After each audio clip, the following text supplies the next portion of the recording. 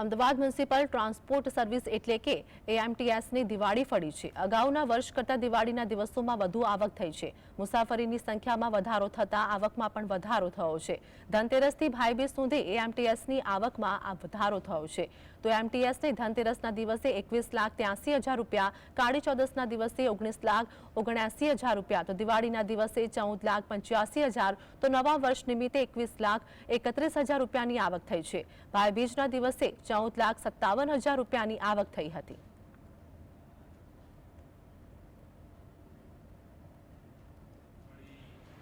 બેસતું વર્ષ અને ભાઈબીજ સુધીના બધા દિવસો ગણીએ એમાં દર વર્ષની કરતાં આ વખત પેસેન્જર અને ઇન્કમ બંનેમાં વધારો થયો છે અને આ વખત નાગરિકોએ બધાએ એએમટીએસનો વધારે ઉપયોગ કર્યો છે અને એ અમારા માટે બહુ સારા સમાચાર હતા। એટલે એનો આનંદ છે અને લોકો હજી સારી અમે સેવા આપી શકીએ અને ઉપયોગ કરે